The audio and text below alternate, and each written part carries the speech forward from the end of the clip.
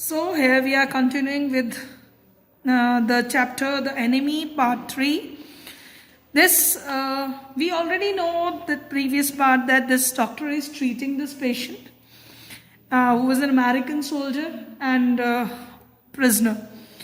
And both of them were really in a very difficult situation at this moment. Let's start with the next part. You will have to give the anesthetic if he needs it, he said. I, she replied blankly, but never have I. It is easy enough, he said impatiently. He was taking out the packing now, and the blood began to flow more quickly. He peered into the wound with the bright surgeon light fastening on his forehead. The bullet is still there, he said with cool interest. Now I wondered how deep this rockwood wound is. If it is not too deep, it may be that I can get the bullet, but the bleeding is not superficial. He has lost much blood. Now, Dr. Sadao wanted that his wife should give him anesthesia because he would be operating, nobody else was there to assist him. And she is really surprised at this point of time that she has to give that anesthetic. You know what is anesthetic? Because when a patient is being operated, anesthesia is given so that he don't suffer that pain. Because if he is going to suffer pain, obviously he is going to shake his body. So that's why he wanted her to give that, and he also told her restlessly. This impatiently means restlessly he's told his wife that it's very easy enough. Now when his forehead was attached with that light which is used for operation, and he was busy in operating his wound because that bullet is inside that body. He wanted that bullet to come out of his body. That's why he's operating him. Now he wanted to see that this is a rock wound or suffered by the bullet. So he wanted to go for this bullet. It's not deep. It may be that I can get the bullet. He thought that this wound is not that deep.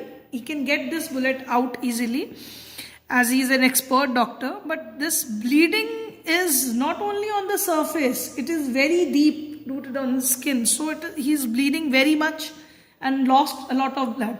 And when we lost blood, obviously our energy goes off. And this man is really suffering very hard.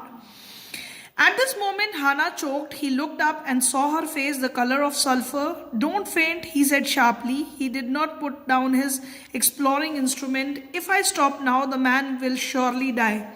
She clapped her hands to the mouth and leaped up and ran out of the room. Outside in the garden, he heard her wrenching, but he went on with his work. The doctor is busy with his work, operating the patient, but no, for Hannah it was not a casual thing. For doctor it is a casual thing to operate a patient. For Hannah it is not a very casual thing. So she was suffering that vomiting kind of feeling because she haven't seen such blood flowing out of the wound, and exactly he's operating on it. For a person like her, she was feeling that, and when she put her hand on her mouth and ran out of the room. And doctor cannot console his wife because presently he is doing an operation. So he heard that she is retching. Retching means a kind of vomiting. When we vomit, that sounds, he heard that she is doing that. It will be better for her to empty her stomach, he thought. He had forgotten that, of course, she had never seen an operation. Now he realizes that he thought that maybe she is feeling that vomiting feeling, but he now realizes that she has never seen operation. That's why she is going through all this. But her distress, his inability to go to her at once, made him impatient and irritable with this man who lay like dead under his knife. Now the doctor's love for his wife. When our cared ones, they are going through some difficult times, we care for them, we console them. At this time, doctor felt that his wife is not feeling better. She is vomiting outside, but he cannot go to help her. Why? Because presently he is operating. So that made him impatient. That feeling that he is not able to take care of his wife at this moment, he felt very impatient at this point of time. Now, this man, he thought there is no reason under heaven why he should live. Unconsciously, this thought made him ruthless and he proceeded swiftly. In his dreams, the man moaned, but Sadao paid no heed except to mutter at him. Now, internally, he was feeling that this man should not live. He had that hatred as an enemy for this man. And at this, unconsciously, this moment, he don't want to do it, but he became a little bit rude. Ruthless means he became a little bit cruel at this moment. He was not treating him like a patient. So he proceeded swiftly. He was doing his work very fastly. And obviously, this man, because anesthesia was yet not given to him, he was feeling that pain. Even in his unconscious body, he was feeling pain, but Sadao was not paying any attention towards it, that he's feeling that pain of being at the time of operation. But only he muttered his few words, groan, he muttered, groan if you like, I'm not doing this for my own pleasure. In fact, I do not know why I am doing it. He don't know why he is helping this man, but he is doing that. So he groaned that, he muttered that words. He don't feel like operating him, but he was doing it unknowingly out of humanity. The door opened and there was Hannah again. Hannah again came inside the place. Where is the anesthetic? She asked in the clear voice. Now Hannah was worried that anesthesia was not given to this man and where it is. Sadao motioned with his chin. It is well that you came back, he said. This fellow began to stir. She had the bottle and some cotton in her hand. She know that she has to give anesthesia to this patient. So she went to that bottle. He only pointed out with his chin that there it is, kept anesthesia. So he came with it and she tried to help because he needed this time her help because he's moving his body and operation can be done with a moving body. It should be still. So, but how shall I do it? She asked. Simply saturate the cotton and hold it near his nostrils. Sadao replied without delaying for a moment the intricate details of his work. When he breathes badly, move it away a little. Now she simply said that you soak this little bit with cotton and put it near the nostrils so that he can breathe it and he can be he could be done with this anesthesia. He could be in the better way he can operate him. And he was only saying it. He was busy doing that minute details. Operation needs very minute details of the cells, the nerves. They have to take care of everything. He was busy in doing that work. See, all these steps shows that Sadao was a very expert doctor. He's busy doing his work with a very detailed kind of detailing. He's doing his work, and at this, when he breathed badly, move it away a little. Now he also told his wife that if he started breathing badly, because more anesthesia can also not be given to a patient, otherwise he would have died, so you have to remove it. She crouched close to the sleeping face of the young American. It was piteous thin face, she thought, and the lips were twisted. The man was suffering. Whenever he knew it or not, watching him, she wondered if the stories they heard sometimes of the sufferings of the prisoners were true. They came like flickers of rumor told by word of mouth and always contradicted. In the newspapers, the reports were always that wherever the Japanese armies went to, the people received them gladly with cries of joy at their liberation. But sometimes she remembered such men as General Takima, who at home beats his wife cruelly, though no one mentioned it. Now that he had fought so victoriously a battle in Manchuria, it is if a man like that could be so cruel to a woman in his power, would he not be cruel to one like this, for instance? Now when Dr. Sadao was doing the operation, at this moment his wife was there. She was observing the man's face, and he felt that this young man, he has a very thin face, and she was feeling pity at him at this moment. Piteous face means she was feeling very pity at this man. And she thought the lips were twisted. The man was suffering whether he knew it or not. He know from her face, from that man's face, she knew that this man is really suffering very hard. And because she was, when he was watching her face, he goes through those news which he heard from the mouth, means from people and the surrounding. Word of mouth refers to, it is a kind of a gossip, or from the newspapers. So she heard that news earlier, that what kind of treatment was given to the prisoners.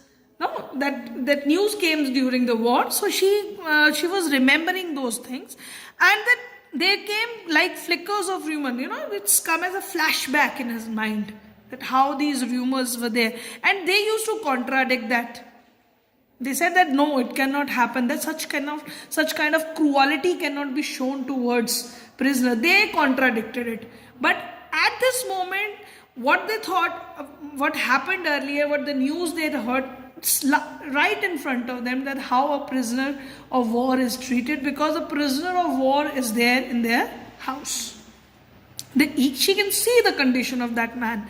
And she even remembers that a journal, Takima, some news about this man. She also heard some news about this man in the newspaper, that he used to treat his wife very cruelly. So she remembered that if a man can be cruel towards his own wife, how cruel that man could be towards the prisoners of war. So she could only imagine that how this man would have been treated with the Japanese, how he was treated with the Japanese army. So she was watching his face and going through all these news in his mind. Okay? This thing happened. She hoped anxiously that this young man had not been tortured. It was at this moment she observed deep red scars on his neck just under the ears. Now she was hoping this man was not tortured like that, but she observed that some scars were there near his neck, deep scars were there, and even near the ear, under the ears. Those scars, she murmured, lifting her eyes to Sadao. She even pointed out those scars on his lower end of the ear. She even pointed to doctor. But he did not answer about that. At this moment, he felt the tip of his instrument strike against something hard, dangerously. Now he was busy doing his work. At this moment, he felt something hard in his instrument, and that was a bullet. It was near his kidney, very near to his kidney, dangerously near to his kidney. So these words tells us that this man is really very critical at this moment. All thought left him. He felt only the purest pleasure. He probed with his fingers, delicately familiar with every atom of this human body. See how beautifully this is. Whatever he was going through, the thoughts were there in his mind, it all went away. He was feeling purest pleasure. Why it is referred as purest pleasure? Because he was a doctor. He found what he was searching for, that bullet, and he felt happy for that he is able to, and with his fingers he probed into it, and delicately familiar with every atom of his body. This also reflects that he is a very expert doctor. Every atom of his body means every minute detail of the human body he knew, and very delicately he picked that bullet out. His old American professor of anatomy had seen to that knowledge. Ignorance of that human body is the surgeon's cardinal sin, sirs. Now he remembered at this moment what his professor of anatomy in America has taught him, that if you don't know about human body as a doctor, so this is the fundamental offense of a doctor, biggest sin doctor can. Obviously an expert doctor can treat a patient, but if you are not knowledgeable about that thing, you are doing a sin.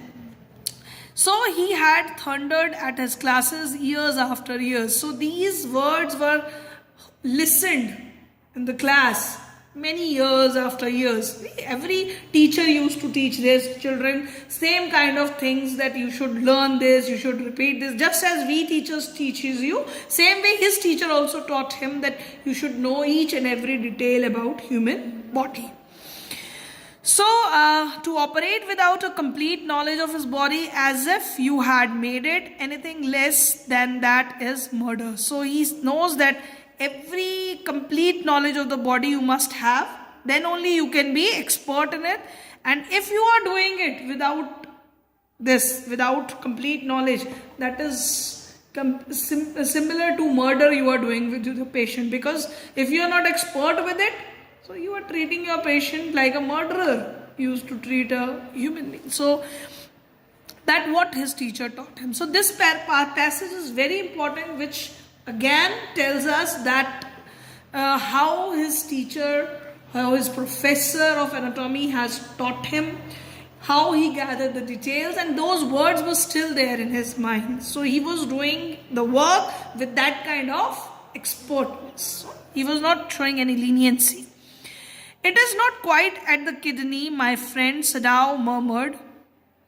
It was hit. It was his habit to murmur to the patient when he forgot himself in an operation. My friend, he always called his patient, so now he did, forgetting that this was his enemy. So we find at this moment that he was so absorbed. He was so lost in doing this operation. It was his habit. He used to talk with his patient when he was operating them, and that he used to call his patient my friend, that okay, it's fine, it's your bullet was not near the kidney, you are saved. So he was murmuring that, and he called him my friend. That shows that at this moment this patient was only a patient for him. He was no more an enemy for him. So he was treating him with his complete dedication. He was not, that thought was now lost from his mind that he is his enemy. Then quickly, with the cleanest and most precise of incision, the bullet was out. The man quivered, but he was still unconscious. Nevertheless, he muttered a few English words. Guts, he muttered, choking, they got my guts. Sadao, Hana cried sharply. Hush, Sadao said. Now he put make a little bit incision, means he made a little bit cut there, and very expertly the man obviously trembled at this moment, but this bullet was out. And at this moment, obviously, he muttered some word. Unconsciously, he muttered some word that they got my guts. He was an American, so in that slang that they are torturing me. And that day, and when he said something, Hana became again impatient that he is now getting consciousness. So Sadao said her to be quiet. You know that he is really, all this time also he is unconscious. The man sank again into silence so profound that Sadao took up his wrist. Hating to touch of it, yes, there was still a pulse, so faint, so feeble, but enough if he wanted the man to live, to give hope. So when he again became faint, so he just tried to touch his wrist. Now at this moment, he again felt that hate for him. He don't want to touch his wrist. But he touched it, he felt the pulse, and it was very low. So what he did, but he was hopeful because that feeble pulse was still there. So, but certainly I do not want this man to live, he thought. No more anesthetic, he told Hana. He said that don't give any more anesthetic now. He turned as swiftly as though he had never paused, and from his medicine he chose a small vial. From it filled a hypodermic and thrusted it into the patient's left arm. Vial refers to the bottle, and this hypodermic refers to now the way doctor filled the injections. They tried to fill the injection, and then he put that injection under his skin. That is called as hypodermic, and then they put it into his patient's left arm so that that pulse could recover.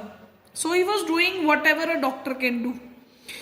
Then putting down the needle, he took the man's wrist again. The pulse under his fingers fluttered once or twice and then grew stronger. Now he felt that there was a pulse inside their body and it was getting stronger. So he gave that medicine which is going to improvise his pulse rate. This man will live in spite of all, he said to Hannah and sighed. Now this is what he felt, because as a doctor he know that his condition is very critical. In spite of all the negative situation this man faced, it may be with his enemies at this army camp where he was captured, from running from that place, getting that bullet in his body and suffering the waves, the rocks, all these bad worst condition, and then this operation. In that worst condition, this doctor knew that this man has really an internal strength to live. That's how this man is going to live. So he felt that, and he said this to his wife too. So this man will live in spite of all. The young man woke so weak, his blue eyes so terrified when he perceived where he was, that Hannah felt compelled to apologize. So she herself served him, for none of the servant would enter the room. Now when this man get the consciousness, Hannah was serving him, because we already know that servants were not, they were reluctant that they are not going to attend this patient, because they were worried that maybe they will be punished for all this, for helping an enemy. So when she came in the first time, she saw him summon his small strength to be prepared for some fearful thing. Don't be afraid, she begged him softly. How come you speak English? He gasped. I was a long time in America, she replied. Now when she came inside there, so he obviously was very weak at that moment. So he gained all his strength at that time, just sit down so that he could talk to that women. And when she asked in English, she was in Japanese, she talked to him in English. So he was wondering that how she is able to speak English. So she know that she was in America for so long. Now, but we can expect this. This man was feeling fearful because he was still there in a Japanese house. He know that he was a prisoner of war. So they are not going to treat him well. Then she saw that he wanted to reply to that, but he could not, and so she knelt and fed him gently from the porcelain spoon. He ate unwillingly, but still he ate. Now you will soon be strong, she said, not liking him and yet moved to comfort him. He did not answer. Now she fed him just to help him out. So, and she also talked that you will be gaining strength. And she only comforted him, though she didn't like him as an enemy, but she was helping him to gain that strength, feeding him like a patient. When Sadao came in the third day after the operation, he found the young man sitting up, his face bloodless with the effort. Lie down, Sadao cried. Do you want to die? Now when he was operated, third day this doctor came to just check him up. So he sit up, his face bloodless with that effort. Bloodless with this effort refers to the pale dull face, because that man does not have any strength, but still he was getting up to talk to the doctor. So the doctor even said that lie down, it is better. If then he questioned him, do you want to die, that you wanted to sit up. He forced the man down gently and strongly and exclaimed, examine the wound. You may kill yourself if you do this sort of thing, he scolded. What are you going to do with me? The boy muttered. He looked just now barely 17. Are you going to hand me over? For a moment, Sadao did not answer. He finished his examination and then pulled the silk quilt over the man. So he simply examined him. He just put the boy down in the bed. That shows the care of Dr. Sadao. And he was just 17 years old boy. And when this patient, this soldier questioned from Sadao that are you going to hand over me to this people of the army, so Sadao did not answer his question. Simply he just checked him and he just pulled the silk quilt over him. I don't know myself what I shall do with you. What shall I do with you? He said, I ought of course to give you to the police. You are a prisoner of war. No, do not tell me anything. He put up his hands as he saw the young man was about to speak. Do not even tell me your name unless I ask it. So the Sadao was very clear. He said that I don't know what to do with you. It is actually, he should hand it over to the police earlier also, but he had not done that.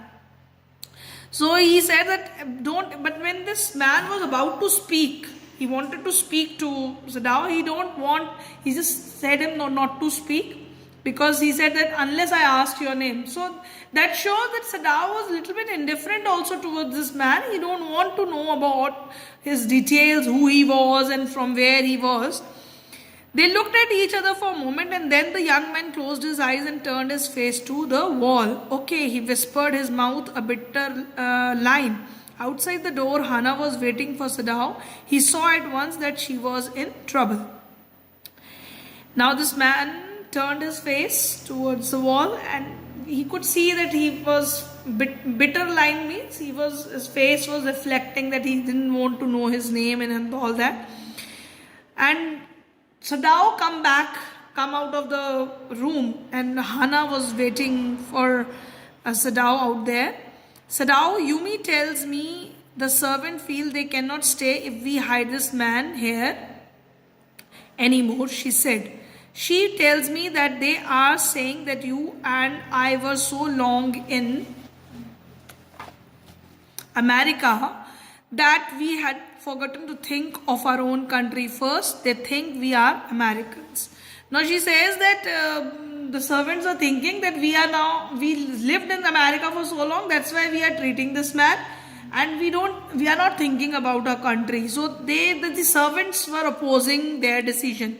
It's not true, Sadao said harshly. Americans are our enemies, but I have been trained not to let a man die if I can help it. The servants cannot understand that, she said anxiously. No, he agreed. Now they know that servants cannot understand the position of a doctor who is trained to help a dying man. So he agreed to his wife that obviously servants cannot understand all this. Neither seems able to say more, and somehow the household dragged on. The servants grew more watchful. Their courtesy was as careful as ever, but their eyes were cold upon the pair to whom they were hired. Now the servants were doing the household work. They were dragging it, but they were a little bit alert. Why they were alert? Because they don't want to be in any trouble, as this enemy was there in their house, and they were a little bit watchful, and they were not answering their owners, that means Hana and Dr. Sadao. They were not very loving towards them at this moment. Cold means they were not very loving, or they're not being very caring towards their their masters. Simply they are doing the household work, just dragging it. It is clear what our master ought to do, the old gardener said one morning. He had worked with flowers all his life and had been a specialist too in moss. For Sadao's father, he had made one of the finest moss gardens in Japan, sweeping the bright green carpet constantly so not a leaf or a pine needle marred the velvet of its surface. My old master's son knows very well what he ought to do, he now said, pinching a bud from a bush as he spoke. When the man was so near death, why he did not let him bleed. Now, according to the gardener, he was saying that, he worked all his life in the flowers, and they also reflect in this paragraph that his father, Dr. Sadao's father, he has grown a very good garden with good kind of variety of velvet kind of moss there, and he was taking care of that garden very well, that not even a single pine or leaf was there on that. Moss is very velvet touch or soft in touch. And this gardener was saying that this my old master's son knew that what he is doing, and he should have let that man bleed on the operation table so that he would have died. According to their viewpoint, they don't want that this enemy should stay alive. He should be dead. That young master is so proud of his skill to save his life that he saves any life. The cook said contemptuously. She split a fowl neck skillfully and held the fluttering bird and let its blood flow into the roots of the wisteria vine. Blood is the best fertilizer, and the old gardener would not let her waste a drop of it. Now this cook who was there, he said that I don't know why he is feeling very proud in saving the life of this man, and he split a fowl's neck skillfully. Cook used to turn the neck of the bird and they put the blood. And these steps which a gardener was saying and this cook is saying, that shows their cruelty towards us. This how these people are cruel. And he also put that blood in that wine. Wine is a kind of a climber this is, and so he said that blood is very good fertilizer for the growth. That also reflects somewhere the cruelty of war, that if you wanted to be successful, if you wanted to grow, wars and cruelty is like a fertilizer to grow. So that also reflect the cruelty in the minds of common people like gardener and cook, who have no relation with war, but the kind of thinking they have for enemies as a war, right? That deep thought is reflected in these talks. It is the children of whom we must think. Yumi said sadly, what will be their fate if their father is condemned as a traitor? Now they both were talking. Now she was thinking that what would happen to our children if we will be treated as a traitors. Traitors means who go against their own country, who planned something against their country. So what would happen to their children? So she was feeling bit worried for her children at this point of time. So we'll be doing till here only today. Mark it as traitor. We'll be continuing our lecture from the next part, that is fourth part.